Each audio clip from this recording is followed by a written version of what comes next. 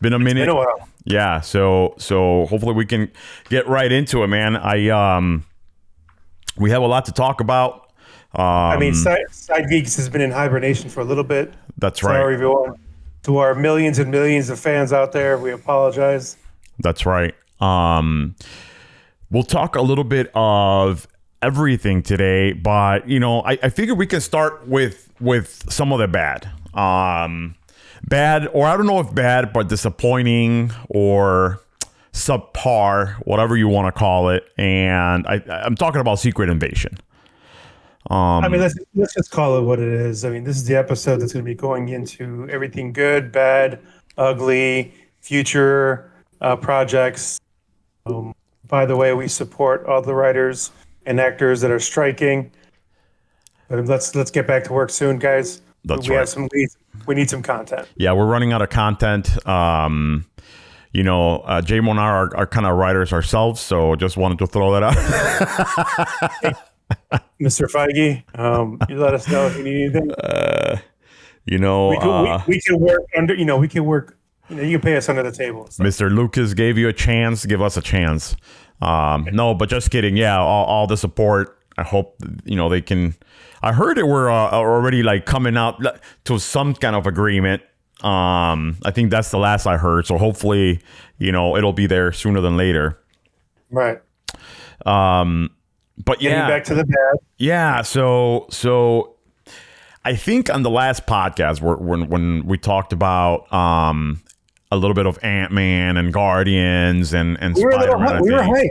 Yeah, we were going into it, and I think I did mention, and I'll say it again because all the millions of you haven't heard the last podcast probably, but I honestly, so I was on kind of like a Agents of S.H.I.E.L.D. binge, right? Mm-hmm. And I remember telling you guys, and I don't remember if it was on the podcast or off the podcast, but I'm like, man, like I haven't watched the show ever. And I started watching it, and I'm like, man, it's actually pretty decent, because I thought those TV shows compared to like the streaming services, are a little bit meh. But I'm like, oh man, I'm digging this, and I was kind of watching that, and then Secret Invasion comes out, and then I'm like, oh shit, there is a difference, like writing and cinematography, all the artistic shots, all that, and I'm like, man, this. Secret Invasion is the shit. Till it ended. I think the biggest thing with Secret Invasion that disappointed us because, like you said, image-wise, they spent money. You can tell they spent money. Yeah. Everything looked like above and beyond what we can ask for, but the writing and what keeps getting passed through as good writing over there at Disney Marvel is bullshit right now. I mean, how many movies have we been hyped up for and just been let down? Ant-Man comes to mind right away. Yeah. So added on top of it, Secret Invasion, where we thought this was gonna cure or get rid of the Marvel slump, because the comic book story is amazing. It's known in history as one of the probably top 5 stories ever written on the Marvel side. Yeah, so, and I think I was just seeing what the outcome was. Like, we kept waiting. Mm-hmm. Every episode we're like, okay, but like similar to, I'd say, She-Hulk. That's how much I was disappointed. Yeah, She-Hulk, they tried something new and kind of had that whole Deadpool aspect where she's talking into the camera, which I get. She does that in the comic books, which I was for. But even with that one, the ending fell short.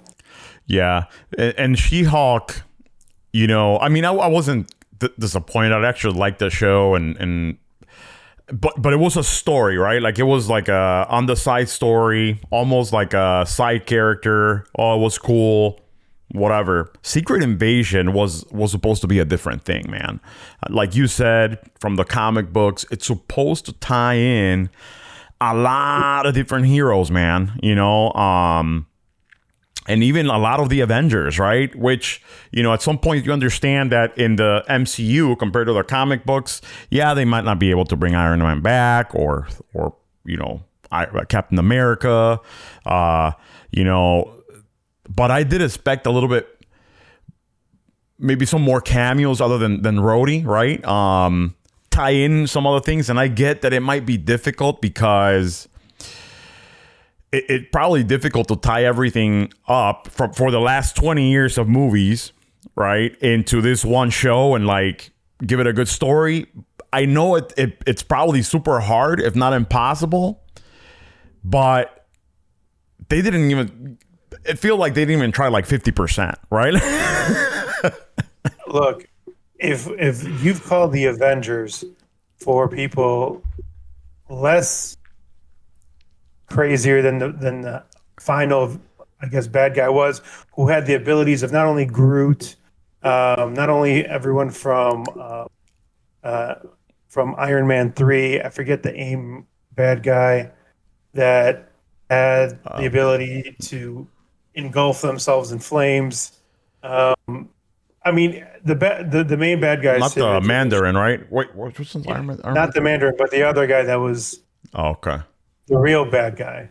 Oh my god, I can't remember the name. Anyways, I mean, each one of their characters regarding the last two that were living had multiple special abilities. They were up there with, I guess you could rank them next to Superman, because they had really no letdown. I mean, no way of really beating them unless you found a way to chop their heads off or blow them up completely. Yeah. Aldrich Killian. I totally forgot now that I see his face. But anyway, yeah. So yeah, it was disappointing. Also, some of the story played out.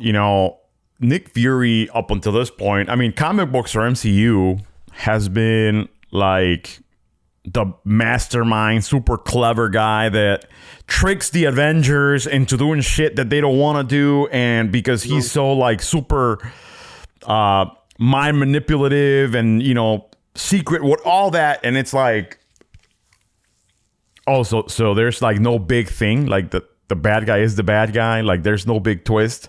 I suppose the Rhodey being a Skrull was kind of cool, and that's when I towards the middle, I'm like, okay, this is getting good, and they hooked us in with Colby Smolder's character. What's her name again? Nick Fury's right-hand woman. Yeah, Marie Hill. With her death, and on top of it, Rhodey being a Skrull, not really knowing if he was the actual Rhodey. We couldn't tell if it was a real Everett Ross. Mm-hmm. So in the beginning, the tiny twist caught us. Yeah. But then after episode 3, I think it was, episode 4, 5, and 6 were huge letdown. I mean, Nick Fury didn't become Nick Fury to the final episode because he finally put his eye patch in. Right. But until then, I mean, he wasn't really the Nick Fury that, like you said, had us, was the big badass. But dude, even up until like episode 4 or 5, because I think it was 6 episodes? Yeah. So up until like episode 4, I was still bought in. I was still like, they're setting all this shit up to give us like a big freaking last, finale with like all the twists or whatever. I was still bought in, man. Like the Maria Hill death, I thought that was nuts, right? That it wasn't a twist, but I'm waiting to see like, okay, what was it for? It was, nothing came out of that, right? Like literally, she was a pawn and a waste of a death. Yeah, literally. The whole, Rhodey, like War Machine thing. Oh, he's a Skrull. Oh, they picked him up, but they don't tell us like when, right? Like since when, and we're just with the question of like, and we've had this dialogue of like, okay, wasn't since like the accident, was it from before? Anyway, so yeah, they didn't answer a lot. And now there's, this character, Emilia Clarke out there, right? With What's her name? Gaia. With all these powers. And I mean, dude, she's insanely powerful. yeah, she had like Captain Marvel. She had a very underproportioned Drax arm. You know what's weird? So they kept saying they stole the DNA during the final fight versus Thanos.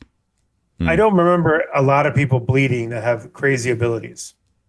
Yeah. So what are they talking about? Okay, at no point did Captain Marvel have a bloody. Maybe her boogers full out. I don't know. Right. But she had no wounds on her.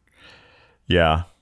I mean, So- if they want to, get into like, when she probably was smacked around a couple of times, okay, it's like, did they recover a hair for her DNA sample? But Spit? Did she drool on somebody that I missed? did somebody give her stinky finger or something? Like Yeah, I'm saying. Maybe she was on her period. I don't know. Hey, You know Captain what Period. you know what was funny? So remember how the Skrulls were all mad because Nick Fury, the biggest story about it was Nick Fury let the Skrulls down and did not find them in a home. I forgot who pointed this out, but this is not me figuring it out. But someone pointed out, I forgot what I was watching. There was a home waiting for them. Like there was a planet that was newly developed that Thanos sat there calling it the Garden. Nobody else is on this planet. Oh, that's right. Yeah, that's where Thanos was. Nobody else is on this planet. Only Thanos. Thanos is dead and it's just sitting there. Chilling. You couldn't give it them Skrulls? I know. Chilling. I mean, everybody went there. It's not like it was like only one person went there, so she kept it a secret. Captain America was there. Black Widow was there, but God, R.I.P. Yeah. I mean, everybody was there. Why could you guys give them the planet? Yeah. And, one positive thing, and you tell me, right? Like, I don't know. I'm just going to start spitballing right now. But do you think that with this series, even as poor as it was, can they use this to bring more people now that you say Black Widow? Would it have been possible for the Black Widow that we saw die to be a Skrull or anything? Like, do you think, is that too much of a stretch to bring people that way? Okay. Let's get deep, bro. Hit the blunt. Hit the blunt and let's get deep. Here's why I'm hesitant. The only way I can see that happening is if Marvel gets super desperate and they're close to it. Right now, they're batting maybe 200 and they're swinging and missing a lot. Yeah, and that's what I'm talking about, right? Yeah, like what can they do to turn this thing around? Honestly, from what it looks like, and I know we might chime in on this later, a lot of it relies on Deadpool, and not even to help the story of whatever phase we're in. It's more about getting a win and getting some profits into Disney Marvel so that stories can get better. Because I don't see a win with the Marvels. And it doesn't look like, to me, when I'm looking, because we've been let down on what our eyes have been telling us, I don't see the Marvels being a big hit. Right now, the only hit that they have this year is Guardians of the Galaxy, and we've just lost pretty much everyone from there other than Star-Lord. Yeah. So, I mean, I don't know. So let's talk about that, right? Let's talk about Deadpool. And what your thoughts are, because I feel like, and I think I've heard it on like YouTube channels or whatever, like this Marvel, like, could it be? So there's two things, right? That is it really poor writing? Let me add this. Yeah. Let me add this. The Secret Invasion could be fixed but it was going to take a great Thunderbolts and a great Captain America 4. Like, great. Yeah. To fix the mistakes that we just saw in Secret Invasion. Yeah. And that's the only thing that's going to help the story aspect. Profit wise, I think it's only Deadpool 3 that's going to bring in crazy money, and only because of the cameos. It's not going to be like, I mean, because they're going to ride the coattails of Loki, because that's what they're basing it on. Mm-hmm. You know, the TVA back in it, Mobius being a part of the cast. So the TVA is going to play a big role. We're going to get the nostalgic feeling that we get like when we saw Spider-Man Across the Spider-Verse. Yeah. You know, because we saw cameos from everywhere. So that's what I'm getting at. Story-wise, we need Thunderbolts and Captain America 4 to be phenomenal. And we just need Deadpool 3 to be a cash cow. Yeah, because they're calling it like a Marvel or MCU hangover, right? Like, we've had so many great movies for such a long time that it just feels like now like nothing is sticking, right? And so is it really, poor writing? Yes, we've discussed that, but also, how can they keep up with what they have done for the last 15, 20 years, right? So so they did a big thing, like you said, whether that's Captain America, which I doubt. I don't know what, I really don't have a lot of faith in that one. I'll be honest, Captain America 4 is only going to work if at the end of it we see Chris Evans. Yeah. Yeah. I mean, I get it. We have the potential of seeing Red Hulk. We have a potential of a storyline including what's the Incredible Hulk's crazy version? Planet Hulk? Not Planet Hulk. Yeah. World Breaker Hulk, because, they might play into a storyline where he comes back to try to face up against Red Hulk. Yeah. Or, honestly, if they do it, if they want a Chris Evans list, Captain America 4 to work, it needs to tie in a couple of things. It needs to tie in World Breaker Hulk, meaning if we want to see him go crazy, they have to kill his son. Okay? Mm-hmm. The son needs to die by the hands of the Red Hulk. And then we'll get World Breaker Hulk, because Smart Hulk, there's no story after that. After you go smart, he's boring. Cool, he can control everything. It worked for Avengers 4, but it's time to move on from that. We need to see Crazy Hulk. Yeah, I think there's speaking of I'm trying to think of the name now, but there's a new comic book too. What is it? I'm not gonna have it, but that it shows kind of like a refreshed Hulk, but it's very R-rated, let's put it that way. Like very gory, very hardcore. But hold on, let me try to figure out the name, because you know what I want you to figure out too. I'm gonna look it up with you. But who's the Hulk with the long hair, white hair, older looking, that faces off against Old Man Logan? Is he like the Professor or something like that? It's I can't remember, weird. But yeah, that's an old man Logan. So let's find out. Let's start there.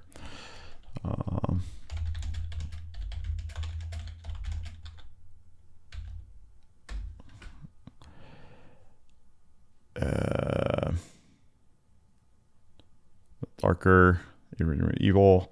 So Old Man Logan, he's a darker and irredeemable evil alternative version of the mainstream Hulk, who was usually seen as occasionally villainous. The Maestro. Okay. Yeah. So either they have to bring back World Breaker Hulk, or they bring back the Maestro. Yeah. Or they do the Maestro version. Now the Maestro version they're not going to do, because that story is kind of fucking weird. Yeah. And all the kids he creates, and it's a lot of inbreeding. So yeah, I saw that. But it reminded me of that because he I think his whole family is skilled, right? And and then he goes pretty apeshit. But anyway, so yeah. I'll put a pin on the name of the comic. I think it's just called The Incredible Hulk. But I'll put a pin on it. But yeah, so going back to that, right? Like, it has to be pretty crazy. Captain America, Thunderbolts. I think Thunderbolts, they have the opportunity to make it fun, right? Because it's all new developing characters, right? And maybe that's the turn, right? You know what I want to talk about? Before we kind of forget about Secret Invasion. Mm-hmm. The president and his speech at the end. We know who you are. We're coming after you. We know who all you guys are and this and that. Who is he referring to? Is he only referring to Skrulls? Is he referring to everybody with special abilities? Who is he? Who is the world trying to fight? Because if planet Earth is trying to fight everybody with special abilities, or let's say America's trying to fight everybody with special abilities, who are they teaming up with? I mean, is that a setup for Civil War II?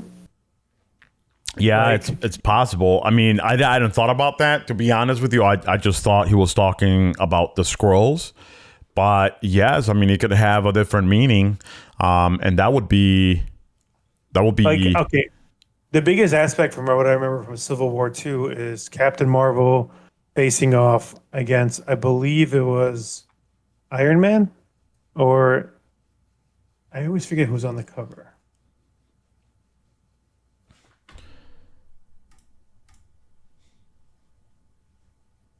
So, like, I mean, is that what they're trying to civil? Yeah, it's Iron Man versus Captain Marvel. Okay. I mean, those are the ones that's pretty much looking at each other on the cover itself. Yeah. So, I mean, are they trying to set up something like that? I mean, Maybe. We've heard rumors of Tony Stark and Robert Downey Jr. coming back now for a past year. That's what I'm trying to get at with all this back and forth that we're talking about. Marvel needs a lot. Yeah. And it needs to go back to the comic book stories that have been successful. I mean, that's how we got started. I mean, we used all the great stories from the first Civil War. Winter Soldier's amazing. All the Avengers storylines have been on point.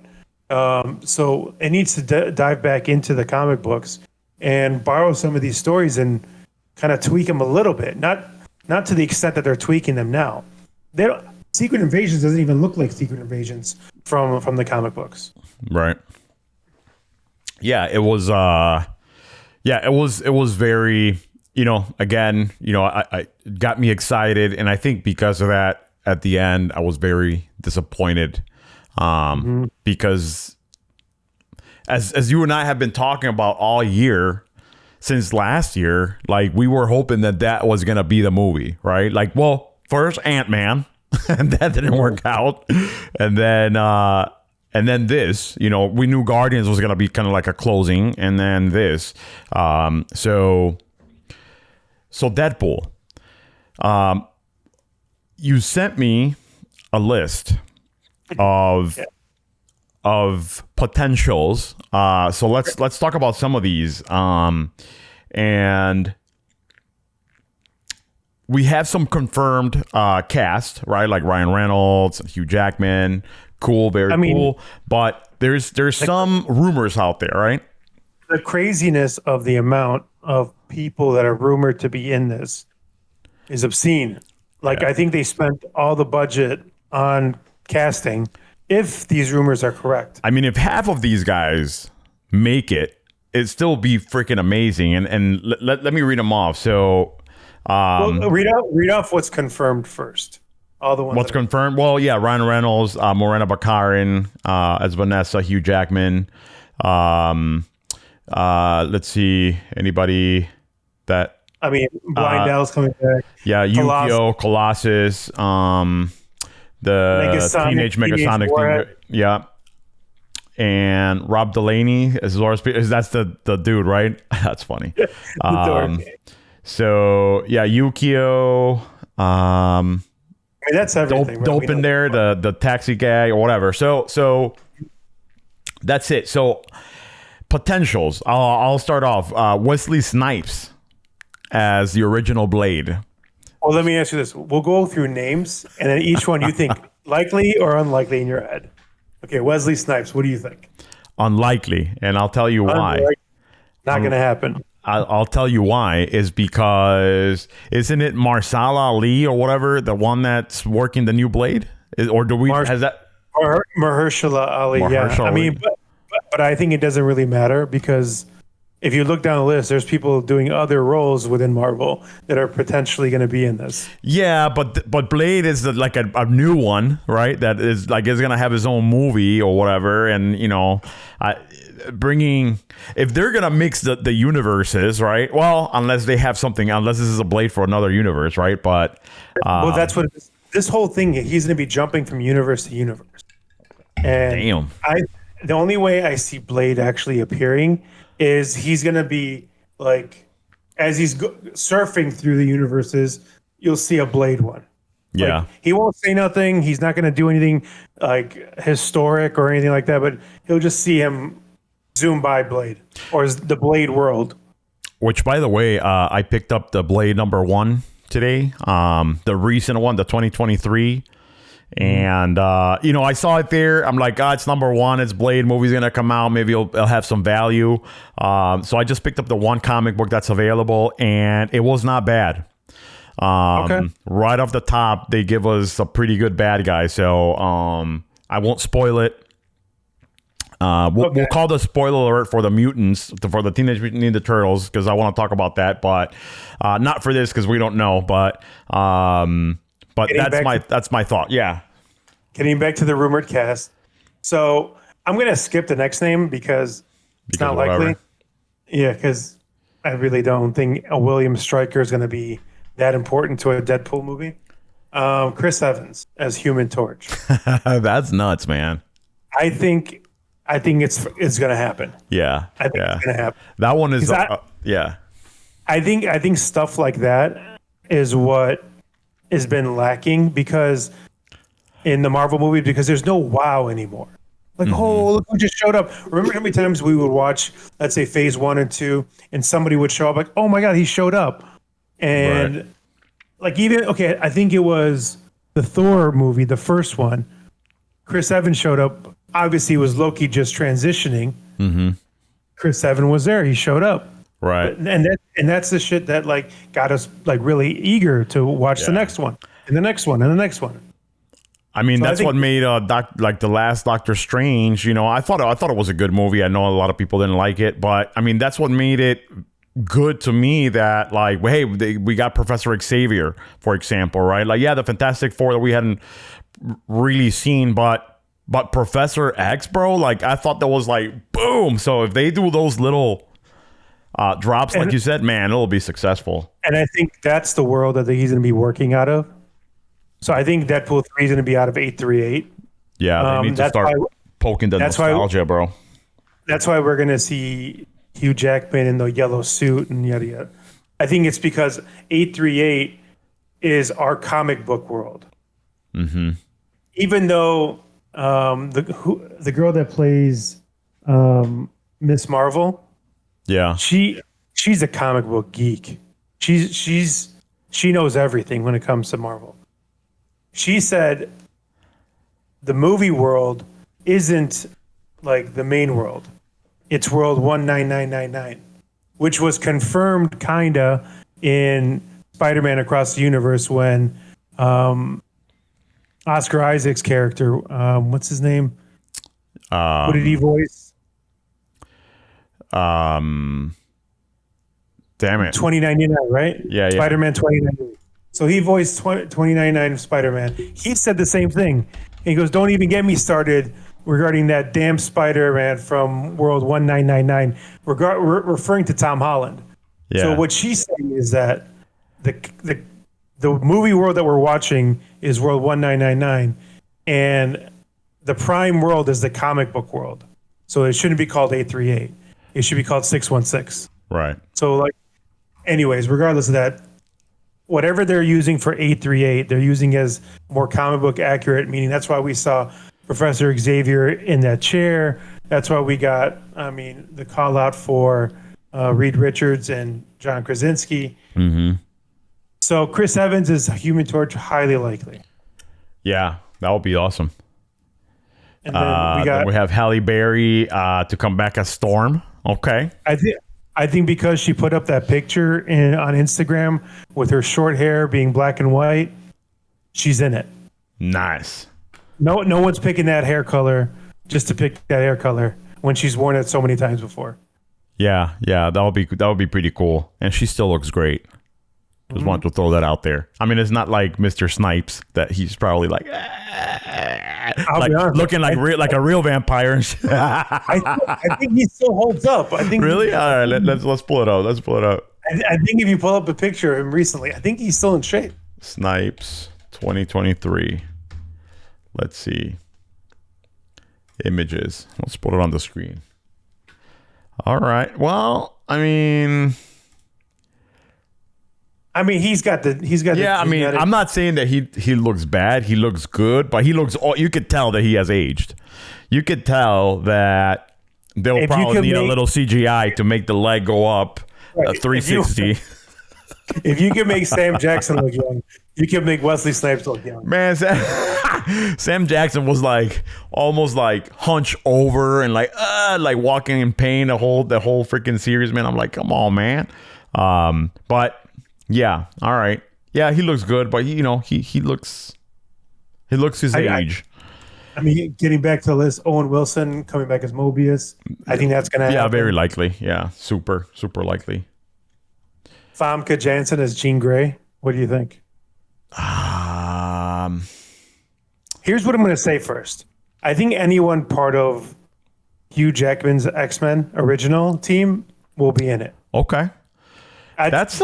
She's a pretty big star. If they're throwing money at this movie, then yes, right? But man, that's a.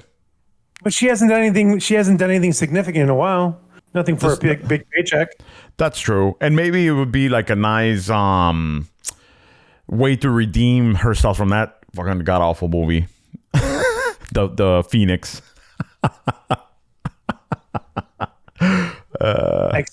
X-Men 3 Last Stand, garbage. Yeah, like her X-Men 2, amazing. Yeah, amazing. Like how, and then she sacrificed herself and you could tell we had that hint at the end when the shot over the water, and you're like, oh, I think I saw a bird, or I saw the red flames of the Phoenix about to come out of the water. That's how that's good writing. That's right. Stand shit, garbage. Yeah. And okay, so what do you think of Ben Affleck as Daredevil? B, his ex-wife, what's her name? Elektra. And something? No, is it Hathaway? No, nowhere near that. It is Jennifer Gardner. Yeah, I always confuse those two. So Ben Affleck, Jennifer Gardner is supposedly coming back to play Daredevil and Elektra. I think that's going to happen. I've heard about that. Yeah, just like a quick cameo, right? I suppose. Quick cameo, like in and out. Like that's not. But so if that happens, and I know that it's not on this list, do you think we'll actually get the actual current time Daredevil with what's his name? No. I think no current characters are going to be in this movie. Okay. Like nobody that's in our world still alive, making movies. Like we're not going to get anybody special. Gotcha. Let me ask you this: is this the movie that's going to bring Tom Cruise as the Iron Man? Is that going to happen? That would be, if all this that we're talking about right now, all these wild, crazy names and characters, if it was going to happen at some point, it has to be this movie. It has to be Deadpool, right? And maybe if it's not this upcoming Deadpool movie, maybe if it's in a future one, but Deadpool would be the place to have all this wild craziness, right? Here's what's the potential in that. He got Brad Pitt to be in Deadpool 2. Yes, it was for 2 seconds, but that's what he's going to do with Iron Man and Tom Cruise. Yeah, it'll be a 2-second clip, right, of him just showing his face off the under the mask, and that's it. Right. Yeah, like, that would be cool. All of this, his hand going out shooting something, is going to be somebody else, and then for 2 seconds of his time, his lid's going to go up. He's going to be him smiling. Yeah, or something crazy like, "Hey, Mr. Stark," and him just like, his like, "Nah, man, you got the wrong guy." That would be cool, man. You skipped somebody that I think this has been confirmed. I don't know if this has been confirmed as of right now, I think nothing has been confirmed when it comes to all these names that we're saying. Okay. It's just everyone's leaning towards that way, and like everyone is saying, yes, he's in it. Yeah, and we're talking about Channing Tatum playing Gambit, and that would be fucking awesome. Now, real talk though, do you think he's a good Gambit?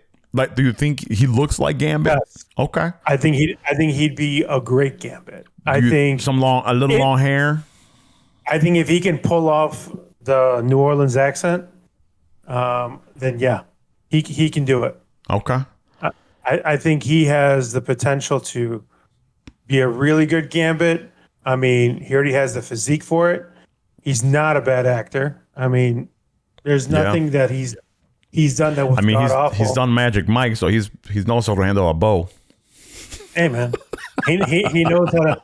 You know that the perverted Lemmy LeBeau is. He's got it down already. He proved it in Magic Mike. I still have to watch that movie. No. All right, so yeah, that would be pretty cool. Who's the next one? Oh, Domino. Well, you know what? No, I don't think she's in it. Taylor Swift as Dazzler. She was supposed to be in the reboot. In one of the reboots, I forget which. I think the third one, when they brought in Cyclops and the new Jean Grey. I think Taylor Swift was supposed to play Dazzler, have a cameo in it, but something fell through. Gotcha. Yeah, I think I saw something recent too, and I don't know if they were saying Deadpool though. I think they were putting her somewhere else, and I can't remember if it was Loki or might have been something different. But anyway, I mean, just Taylor Swift alone, man, that'll bring the money right there. I think she's good friends with Ryan Reynolds' wife, so he might have like, hey, can you just do this real quick? Yeah. Yeah, of course. She just paid millions of dollars to like her crew for her concert, and she's like, why not just show up for a movie? Be like, listen, we'll pay you on the on the profits we earn from this thing. Yeah, we'll give you a percentage. Going down the list, Terry Crews. you know what would be good, and if Marvel was smart, because I doubt we'll see Hugh Jackman as Wolverine ever again. They have a name on here, Taron Egerton, to play a variant of Wolverine. That could be the introduction that we need for the Prime World's Wolverine. So they could use this as a stepping stone for him. That would be awesome, actually. And he does. I think he does look like a Wolverine, right? Like short, stocky, like ripped. I think that actually would be pretty cool. And he's young. Yeah, so he's super young. Like honestly, what I would like to see, and this is obviously a stretch, but I would like to see X-23 come back in her current age, and say, "You're not my dad. My dad died," and fight with Wolverine in the yellow. Oh my god, that would be crazy. That would be too serious for a Deadpool movie, though. But that would be dope, man. Do you want a full comedic Deadpool? Like, yes, well, yes and no, right? Like, I think I want the comedy because I think it's important, especially to pull all these cameos, right? Like, I think it's definitely important. It has to be the Ryan Reynolds Hugh Jackman, you know, back and forth comedy or whatever, just like he does with Spider-Man in the comic books or whatever. But yes, I feel like it has to be a comedy. However, I also expect for it to be gory as fuck. I also expect for it to be, you know, to cross that line of you know, the Disney template, right? And actually give us some blood, right? I want to see a story similar in feeling as Deadpool 1 and not Deadpool 2. Yeah. Because I think Deadpool 2 got too funny, where there was no like heart in that story. Yeah. Whereas for Deadpool 1, you saw him struggle. You saw a real struggle, you know, trying to fight cancer or whatever he had. You saw the potential of loss of love. And you had some comedic input, because I don't want them to make the mistake of Deadpool 2 or what did we just see that was too comedic? Oh, Thor: Love and Thunder. There was way too much comedy in that shit. Yeah. And I don't want to see that. Yeah, and it works. It works at some parts, right? And I think Deadpool, you know, he always has that character on. I think it will be easier getting the comedy from like the Ryan Reynolds persona, right? But I think you're right. I think they have to definitely put on the serious hat, right? Like at some point, especially if they're killing Wolverine off or whatever, right? So I think, okay, so what he did, okay, remember that movie he did for Netflix, Project Adam? Yes. That's the feeling I want. It had it had a good amount of comedy, but it had a heart to that story. And it was entertaining too, like it kept you moving. Yeah. Right? Right. And you're like, okay, I'm not bored. Like this movie's cool. Yeah. And that's what I want. That's the only thing I'm expecting from Deadpool 3. All of this should just be like icing on the cake. Right. With all the cameos. Now with you know, so that we transition or whatnot, but do you think that, and I know Marvel's doing it with Spider-Man, you know, the animated Spider-Man, right? The Miles Morales Spider-Man, but do you think that's the future, man? Like being able to, animation, you know, it's like all these like flop after flop, you know. Well, okay. Do they have to, you know, maybe give us something completely different, make us really miss it, and then bring back the live action? You know why? Other than being a great story, great everything, the Spider-Man movies, the animated Spider-Man movies, the fact that Marvel has always done a shitty job on animation, that when this came across, we're like, holy shit, this is amazing. Yeah. And so like they're playing with house money when it comes to Marvel animation. What If has been a successful run, you know? So they can only go up. They were already at the bottom in comparison to DC animation. So for them to have better stories animated wise, it's going to be too easy for them to succeed. Now, is that the future? I mean, let's put it this way. By the end of this year, we'll know. Because if all these movies that are potentially coming on and they're going to be a miss, I mean, there's no coming back from that. Yeah, there isn't. And that's what I'm saying, man. Like, they can have Avengers 5, 6 coming up. Yeah, and it's kind of screwed right now because they already put it in writing, right? These movies are going to happen and will happen in the next few years, But you see the CEO of Disney right now, Bob Iger, he's just like canceling shit left and right. Yeah. And he's letting people go. So Avengers 5 and 6 are not guaranteed. Not if we keep flopping the way they're flopping. Yeah. Yeah. And you know, speaking of animation, and that's like the thing what is captivating right now, right? I mean, and we'll put a pause right there to kind of say we'll talk about the Ninja Turtles movie. We'll try not to give too many spoilers, but we will be talking spoilers. So if you are a hardcore fan, I'm sure you already watched the movie. It's been a few weeks already. So please stay with us. And if not, go watch the movie and then come back because we'll break some shit down here shortly, right? But I was very pleasantly surprised with that movie, with the animation, right? And that's what makes me think of like, is that what Marvel needs, right? And they already started doing it with Miles Morales, right? But I didn't expect this punch in the face that was going to be Mutant Mayhem, bro. You know what was? I mean, they kind of like, even though they're not going to admit it, they kind of took hints and copied a lot of Spider-Man Across the Spider-Verse or Into the Spider-Verse, the first one, where it's almost like a kid drawing. The animation, nothing is clean and precise. It's not like computer animation. It looks like literally from the comic books, from the old comic books. Windows are just scribbly lines. Each turtle is not properly created, and they're all different sizes. Whereas before, remember growing up, they were like quadruplets. Right. Everyone's same height, same this, same that.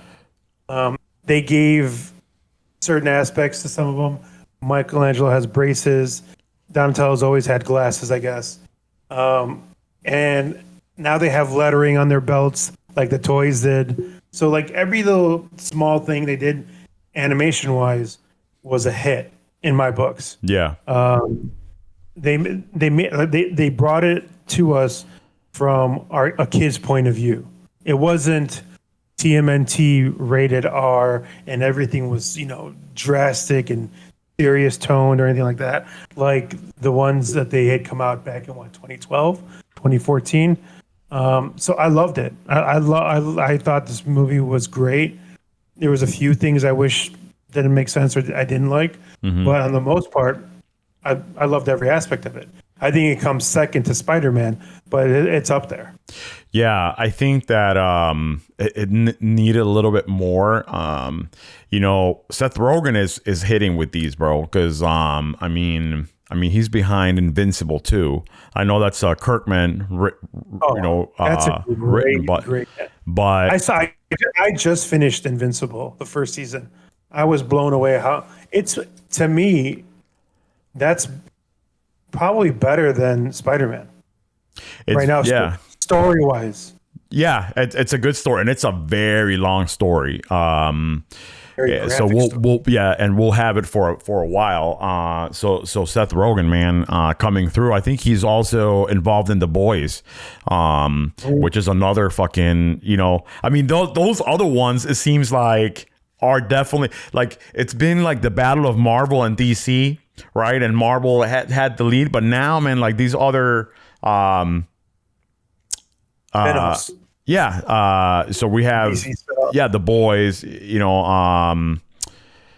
Invincible, and now the Turtles, right? Like that, it blew my head, right? But it does have a little bit more focus, like that movie, right? On the teenagers, right? Rather than the fighters. I felt like. I felt like the first fight was weird, like somebody getting stabbed with like Raoul's weapon. Yeah, Donatello getting the sai straight to the knee, to the thigh. Like the thing about this movie, they literally focused on the teenage part and not the ninja part. Whereas for every other major motion picture that they tried to bring out, focused the ninja part only. This completely focused on, they don't know what they're doing. They've never gone out and fought anybody. And they brought the teenage aspect of it. And it had a lot of heart, which is amazing. I know I've been using that a lot today. But you felt for them. You felt bad for them because they're lonely. They just want to live a high school life. They emulate Ferris Bueller. I mean, so it's amazing. Yeah. So they're teens. I thought that was cool too and clever that they casted all teenagers too that are acting like teenagers, right? But I feel like, because at first I was like, maybe I didn't like that. Like I wanted like their origin to be fucking full fight. I mean, even Splinter wasn't like. I mean, if you remember from like the comic books and the movies, right? The old movies.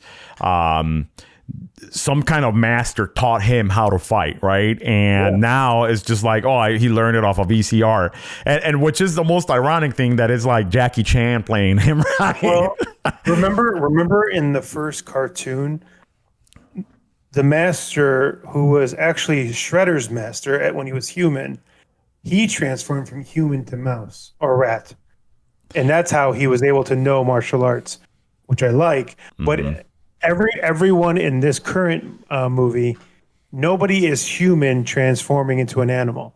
Everyone's animal transforming into human-like. Yeah, into a mutant. Yeah. Yeah. Yeah, it's interesting. And yeah, for some reason, well, I know the reason. It's been over 30 years, but like the cartoon, the comic books, and the movies mush in my head. So forgive me if I say something and it's from like the comic or the cartoons, because I think both the comics and the cartoons are legit canonized, right? Like, you know, and some characters didn't come up in the comic book, some characters didn't on their cartoon, but for them to bring them all together, it felt so good. But what I was gonna say is, yeah, at first I was disappointed that they didn't show a lot of the ninja fighting skills montage, but based on the ending, I feel like that's what's gonna happen in the second movie. Now we're gonna have some more mature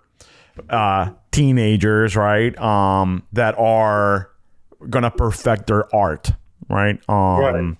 I think one thing I didn't want to see, that I didn't like in the movie, and it's very little that I didn't like. I didn't want everyone that was on Superfly's team to jump ship and join the Turtles. Like everybody left Superfly. Yeah. Like Bebop and Rocksteady should be bad, and they should always be bad. Right. Everyone else, but I mean, everyone else is from the comic books that I remember. Nobody is a new character. Even Superfly is a tweak of Dr. Baxter, because Dr. Baxter becomes the Fly, not Superfly. So this is his son, aka Ice Cube, that becomes Superfly, which I'm okay with. But not everyone that was bad should have jumped on the good side. And you know that we're mocking the actual Fly, right? When they created that character, and a lot of the Ninja Turtle story, right? I think it was like I wouldn't say rip off, right? But like almost like how do you call it? Like a mock up of Daredevil, like a homage. Yeah. To the Fly. Yeah. He was an homage to the Fly. To the Fly. Jeff Yeah. Goldblum and the Fly. Yeah. So, like, even what's it called? A lot of the storyboard comes off Daredevil, like you said.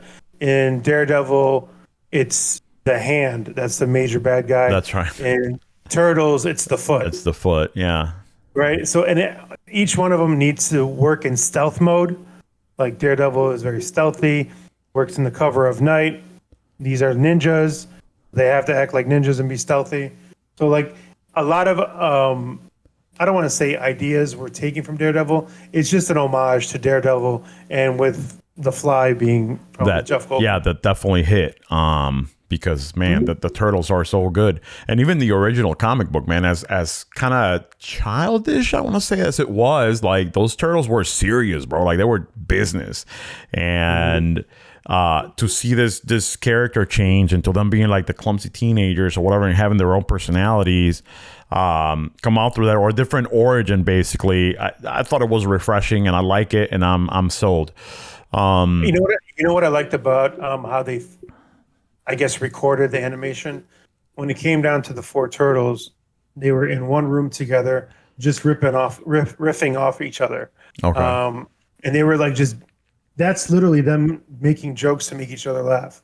Like the whole, ooh, that sounds so much better. Ooh, just rolls off your tongue. Right. Ooh.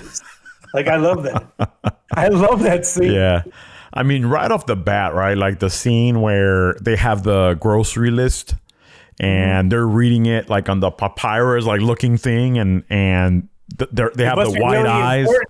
Doritos family size is underlined twice. I know. I love that. But you're like, the first 5 seconds, you're like, oh shit, these motherfuckers are about to rip some ass. And then like, boom, it was like a comic relief, right? Like, yes, Seth Rogen, thank you. You know, it was good when Michelangelo was holding the watermelon. And I think, God, hell yeah. I think Donatello says, why does it look like Stewie had a baby with some other cartoon character? Why do you look like that? And it was just like, that's fucking awesome. Yeah, that was hilarious. That was pretty funny. That was pretty funny. Yeah, the whole thing, man, it was pretty fun. I wasn't expecting it, and I think that was like just like Spider-Man when I went to watch the Into the Spider-Verse for the first time, and this one I wasn't expecting a good movie. I was expecting entertainment, right? Like you go in Ant-Man, right? Like you go in, okay, I was entertained, but it was not the best thing, and it completely blew my mind. And that the main villain wasn't even Shredder, bro.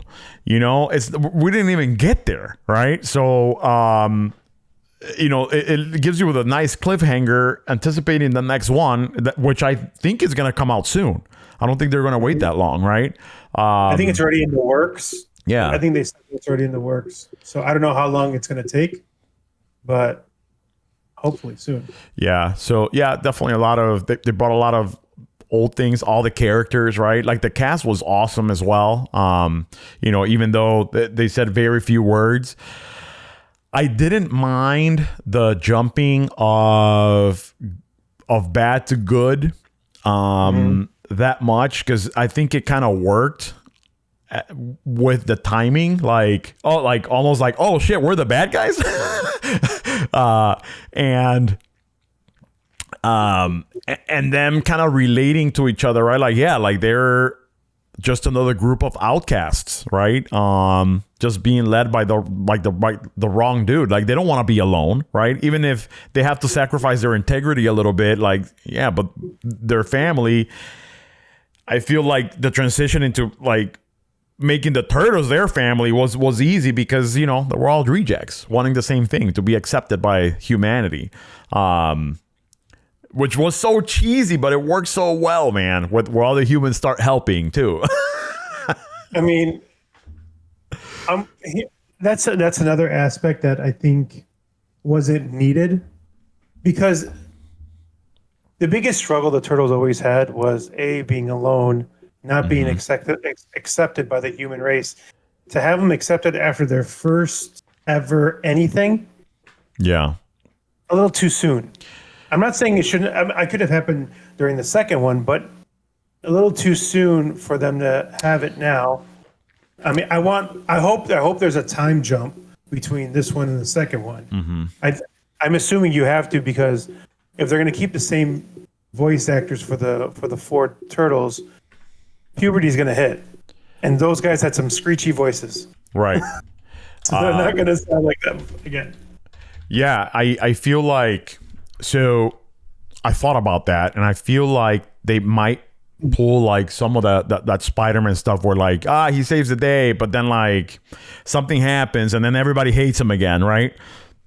Because if I remember correctly, how the cartoon ends, right? Like, isn't it like they struggle their whole time until they defeat Shredder, is when like humanity's like, all right, you guys are cool, right? So I think they may go back and forth. They're gonna do something. They're gonna get set up, bro. Where they're gonna have to be the bad guys. Because they still left open. You know, what's the Maya Rudolph character? I'm trying to think. Yeah. Ultron, right? Cynthia Ultron, who wasn't Crane. She's going to end up being Crane. That's going to be a robotic body. Yeah. My prediction. Yeah. So I was going to say that she was the only character that was not in the comic books or the cartoons, right? But the last name Ultron is, right? Because the Ultrons are like is where Brain comes from, right? What's his name? Crane. Yeah, Crane. Yeah, right. Yeah, but it looks like a brain. It looks like chewing gum, but whatever. Yeah. I'm just trying. Yeah, Ultron. I was trying to think of the species. I think that's what it is. And so you think that's gonna be Crane, or you think they're gonna fabricate him or something? I think she is a humanoid, and that's actually a robotic body.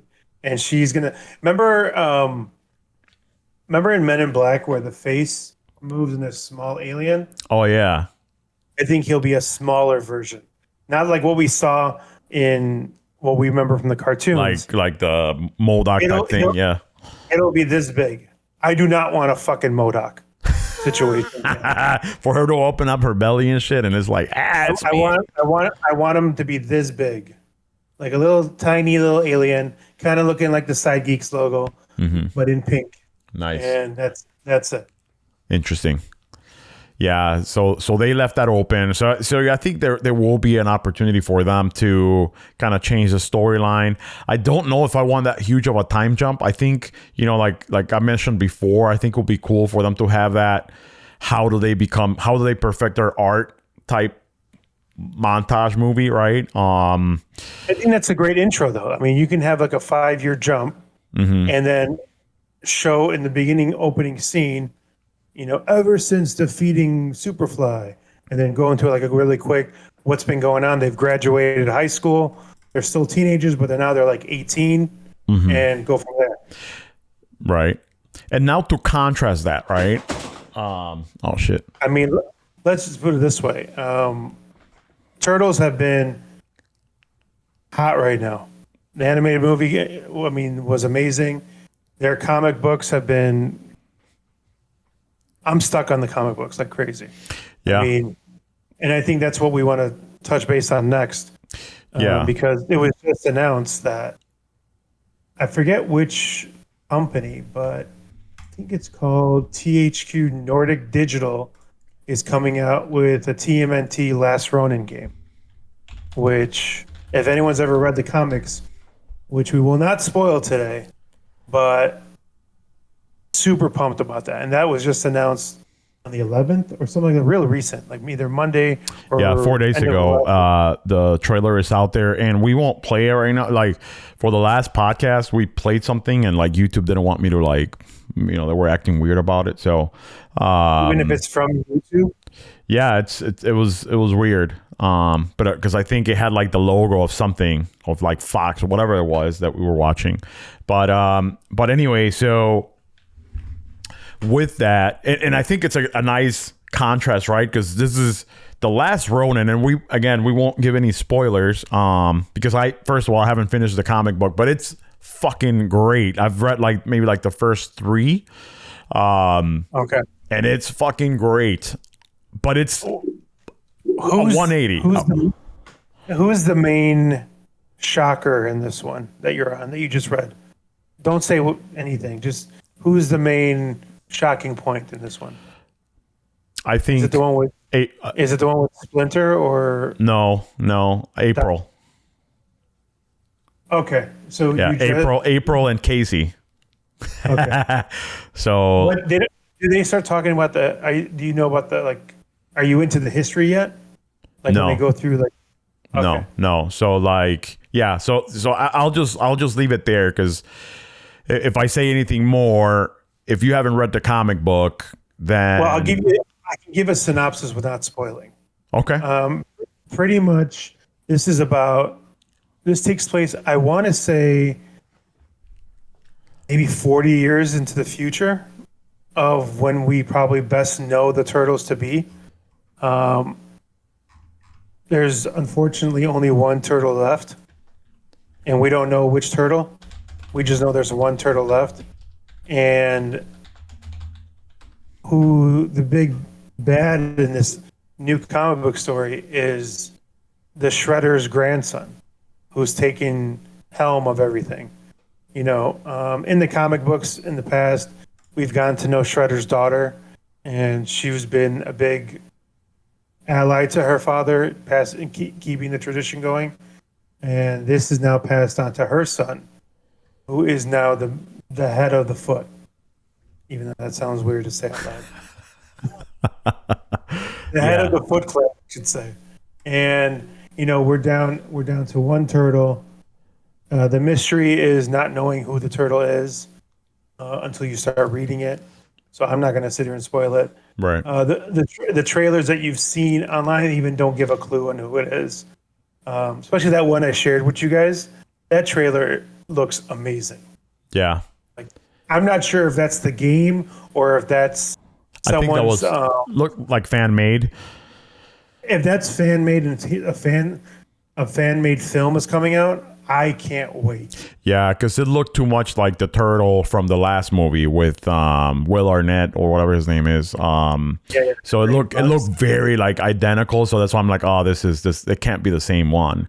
Right.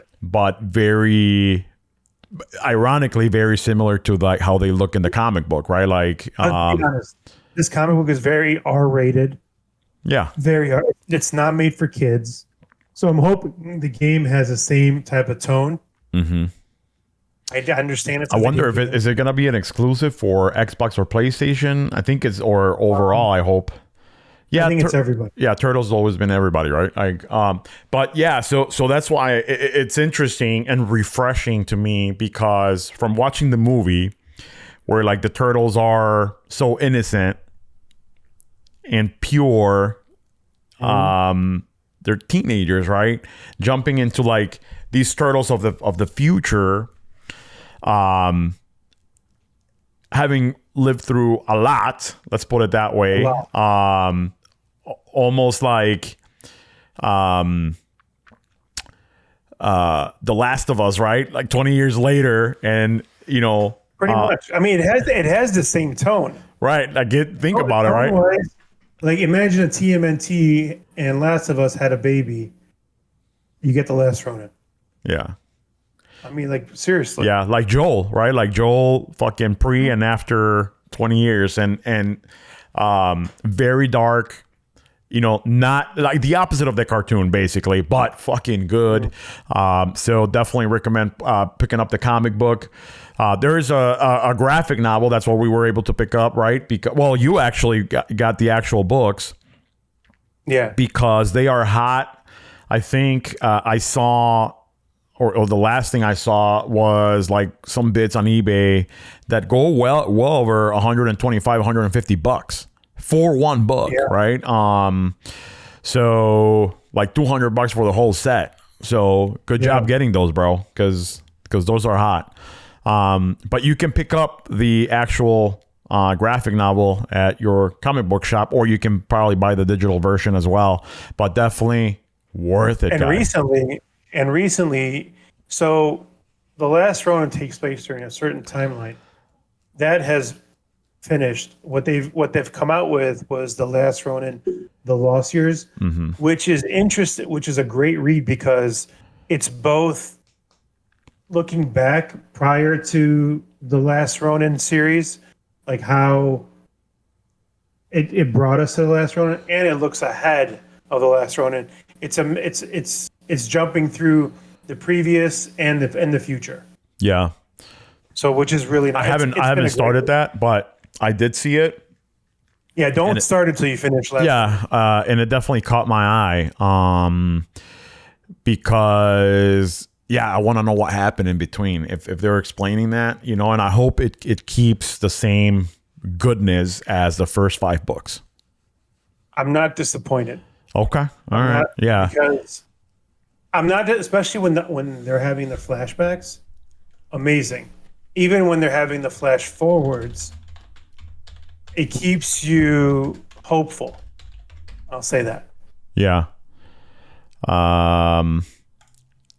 Yeah, it's great. I'll probably finish it in the next couple of days. I am right now like addicted to hardcore comic books, man. The one that I will recommend that I picked up today, and I don't know if you read it already because it's been out there for a minute, is Something is Killing the Children. You just showed that to me today. I had never even heard of it. Oh my God, dude. Oh my God. And so I walk in and I tell the comic book guy, man, like, hey, you know, like I'm looking for something new. And I had the Blade, so I'm like, yeah, I'll give this a shot. But I'm like, I'm looking for something new. I'm like, give me something, you know, maybe the Walking Dead meets 100 Bullets, you know, like something fucking thriller, something with twist and like murder. And it's like, oh, dude, like I have the right thing for you. And sure as shit, bro, this book does not disappoint. And I heard by him, and I don't know if this is true, that it was picked up by Netflix. So also probably a good find if you find like any of the issues of the single issues. That'll probably you know, be worth $1 if not already. But yeah, they do have the actual graphic novels, and I picked up the first one. Yeah, I just started collecting that whole Amazing Spider-Man 2022. Okay. So I literally placed an order today for the first 7 because Okay. I had gone to the comic book store and I found 25 through 31. So I grabbed those. So I haven't even opened those. Mm-hmm. And I just placed an order for 1 through 7, and I'm just going to fill up all of them. I'm going to grab all of them. Okay. I think they're up to what, like in the 30s now? I think it's at 32 or 33. Uh-huh. I read the Right first now. one. That's Yeah. been released. I haven't read any of it. Yeah, I read the first one. It's pretty good. But I just kind of jumped into the Last Ronin. But where'd you get him You from? know what you should? Like eBay My or comic book. No, I go to this comic book site, okay. and they can tell you if they don't have it where you could find it on eBay or in they had most of them, but for the number 1 issue, I went to eBay and grabbed it. Okay. The thing that you should look into, there's an old or somewhat old Spider-Man comic called Spider-Man Reigns, REIGN. Okay. It looks crazy good. I'm trying to pick it up, but right now I'm seeing it only for very expensive prices. Oh, really? There's no it's crazy what it looks like. And I see. I think it was recently announced that they're going to have a sequel for it. I'll put it on screen right And now. I want to pick it up when I want to pick up that first run. I think it's like 4 or 5 episodes or 4 or 5 issues. And then before they release the sequel to it. Yeah, it looks pretty crazy. Damn. But yeah, that's kind of what I'm into right now, man. Like just something that like would just awake that thrill, man, that that we look for, right? That we're probably missing in Marvel movies, not to beat the dead horse, but yeah, some good comic book recommendations, video game recommendations. Before we skip it, I just want to tell you the thing I liked the most about that is the synopsis is Spider-Man kills Mary Jane. And and I'm not gonna say how, but that's literally how they introduced it to us. Yeah. Like, what would happen if Spider-Man kills Mary Jane?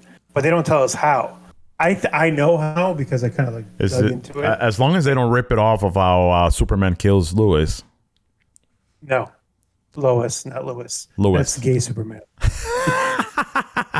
Hey, that's Guatemalan accent, Lewis. I like him watermelon. Yeah, watermelon. Luisa. So, no, it's a different thing. Okay. But it's similar to the drawings and the graphicness of it is similar to Superman Reigns. I don't know if you've ever read any of those. I think here and there. Yeah, so it's really interesting, and I'm trying to find copies for a reasonable price. For sure. Well, let me know and let us know, man. And geeks out there, if you have any of your personal recommendations, right? Just like I went to the comic book store and asked the comic book guy, hey, throw me something, and it's funny because they have a shelf with like the staff recommendations and shit, but like, yeah, you want to talk to somebody and just kind of give the feel, right? But if you do have it, please, send us a message or leave it in the comments because, we're open to, reading all this new stuff and also talking about it because that's what we do. We talk about side geek shit. But J-Mo, anything else you want to add? I can't wait to start the Ahsoka series. Oh yeah, and get going on reviewing the episodes. I think just because of who's created this series has already got me sold on it. So Dave Filoni, thank you. Let me ask you something real quick before we close about Ahsoka. And I know that we have the cast or whatever trailer, whatever they've shown us, but do you think we'll see Vader? No, or Anakin. We will see Anakin. We won't see Vader. Okay, you think so? Huh? Oh shit! That's my guess. Now, because of the timeline and where it is, we're only going to see Anakin because it's going to be flashbacks to her because I think she's going to have flashback moments of her training and what he did, and it's going to help her to help train whoever she's trying to get. Okay. So up to speed. And the only reason I ask is because this is supposed to be after Rebels, right? So, you know, I'll leave it there, but I just wanted to get your thoughts on whether you think. Well, I mean, think about it this way: the timeline is with the Mandalorian. Mm-hmm. We know Luke has taken over. Mm-hmm.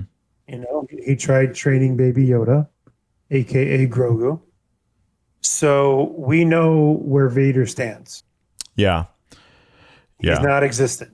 No, I know. So, I'm just saying, like, what if this is because we see Rebels on there, right? And I mean, we see Sabine for sure. We see a little Ezra in a video, whatever. So who's to say they don't do some flashbacks as to what happened at the end of Rebels, right? Where Vader was still alive? Because the only reason I ask, and you know, I mean, by this point, if you're a Star Wars geek, right? But in Rebels, Ahsoka kind of meets Darth, right? And she's kind of confused, right? Because I think that's where she first realized that Anakin is Vader, right? Like she didn't know that. Well, she right? tried saving him. She told him. She's like, I'm not gonna fight. I'm not gonna fight you. And she tried saving. She's not gonna kill him, right? She almost had him convinced. Yeah. For a brief second, he flinched. But then that fight never happens, right? Because they were at the temple, whatever. So all I'm thinking is like, shit, live action. Could this happen again? And I'm not saying that this will be like the main thing, right? But maybe a flashback or anything. I was just wondering because now that you say Anakin, I think makes more sense. But I think we're gonna get Anakin showing Vader tendencies. Because remember, this is towards the latter part of Anakin's life. Yeah. Towards Anakin's AKA death. Yeah. But I think we'll see Anakin in a very dark Anakin. We're going to see wise teaching Anakin, but we're also going to see probably an Anakin that has showing his Vader tendencies. Yeah. And also, you know, I could be way off because I know they have to set up Thrawn, so Vader as a villain probably wouldn't work if they're setting Thrawn up. But I'm just saying, like, you know, maybe as a flashback or something like that. But we'll see. We'll see in a couple of weeks. Actually, can't wait. I think it's August 23rd. It starts. Ooh, oh yeah. Awesome. Well, let's end it right there. And then, you know, again, guys, please let us know if you want us to talk about any comic book, something, you know, any show, movie, or whatever. We'll definitely throw it out there. Hey, like and subscribe for your comments, all that stuff. And yeah, we'll see you next time. J-Mo. Later, everybody.